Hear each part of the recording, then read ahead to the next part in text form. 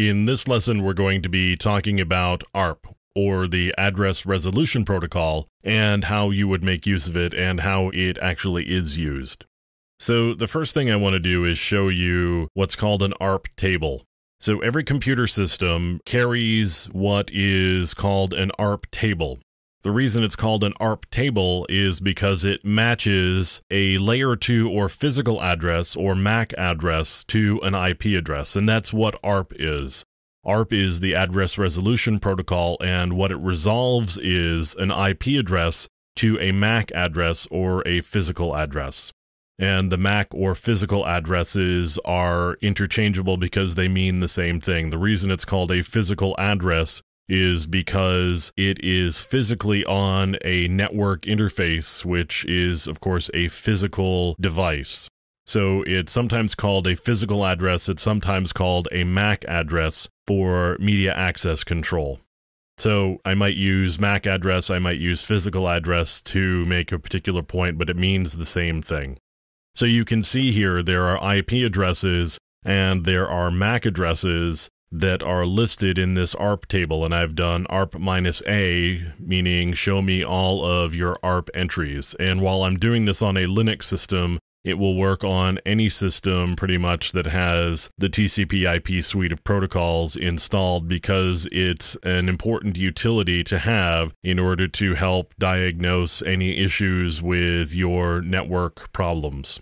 So this is how you would display an ARP table, and as I said, ARP is just a mapping from IP address to MAC address. So let me show you how the protocol actually works. I'm going to do a little filter here, just so that all we're seeing is ARP. And you can see on the info column here in Wireshark, it says who has 192.168.106, tell 192.168.1.1, and that's really what an ARP request looks like. What an ARP request is a message going out to the wire saying, hey, who has this IP address? I need to know the MAC address that goes along with it so that I can throw it out and get it to the right place. So ARP is really a local area network protocol, because once you get to the local area network, you're not communicating with IP addresses anymore, you're communicating with MAC addresses. So a system is only going to look at messages that have a MAC address that it has some control over. So either it's a broadcast MAC address or it's a unicast address that is directed to that particular system. So in order to get messages to the correct system on a local area network, you need to use the correct MAC address. So you send out a request. Who has a particular address? So here's an exchange here that we can take a look at.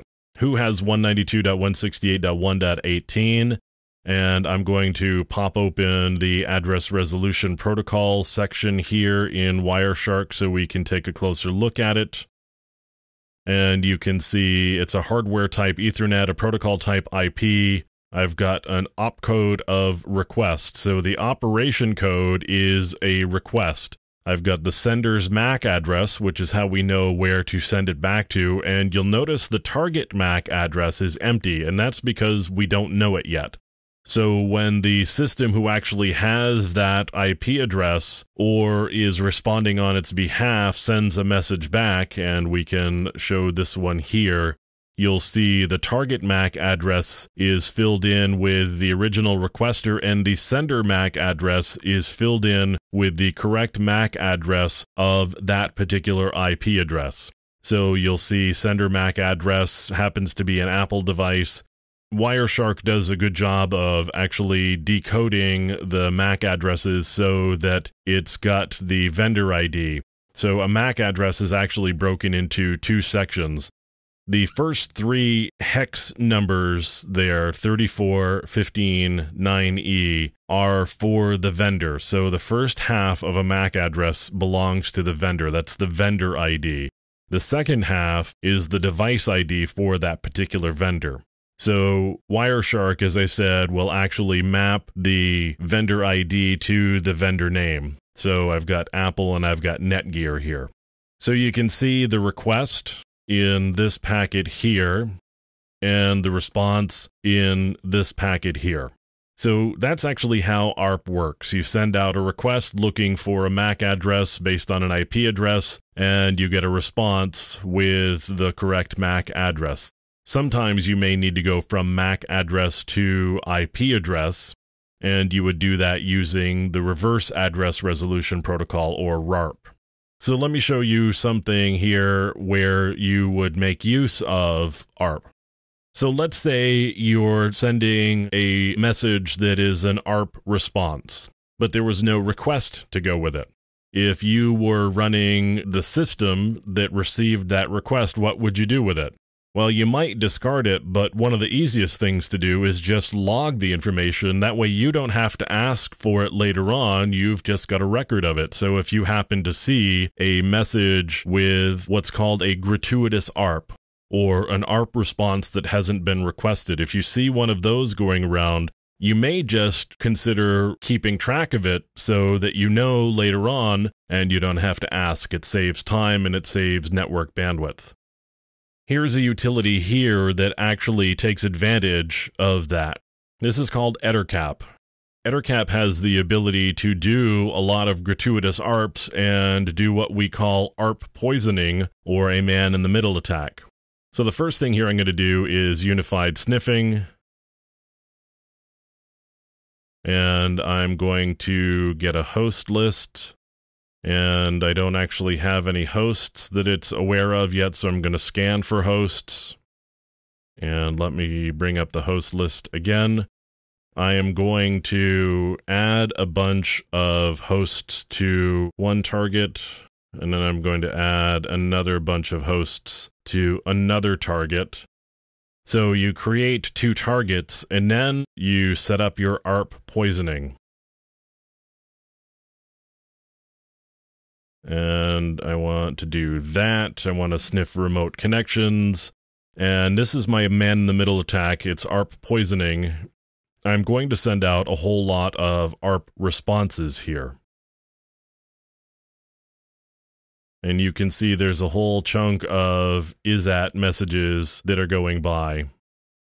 So 25, 33, 25, these are all at the same MAC address. That's what's going on here. I've got a whole bunch of gratuitous ARP messages that are being sent out onto the network saying, hey, this IP address belongs at the MAC address that actually lives on my particular system. And so messages that would normally be directed to that IP address would then come to me. Now, there's a bit of a challenge there because you need for the system that you are on to be able to forward packets, because you've got to get the messages back out onto the wire with the correct MAC address. Otherwise, nobody gets their messages. And so you start to think that something is a little bit screwy because suddenly there's no communication.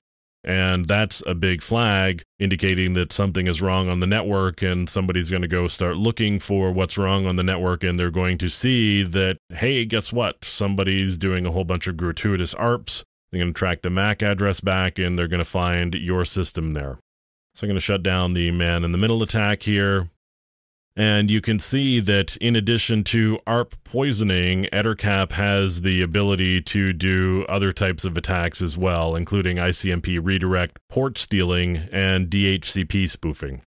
So EtherCap is a pretty good utility for sitting in the middle of conversations and seeing what goes on. And this is why I'll mention from time to time that switches are not effective tools to prevent people from hearing conversations that don't belong to them or that they're not normally a part of. Primarily because EtherCap just makes it so easy to do this ARP poisoning, in which case you're entirely bypassing the switch because people are addressing packets to you. So that's the address resolution protocol and some different ways of making use of it.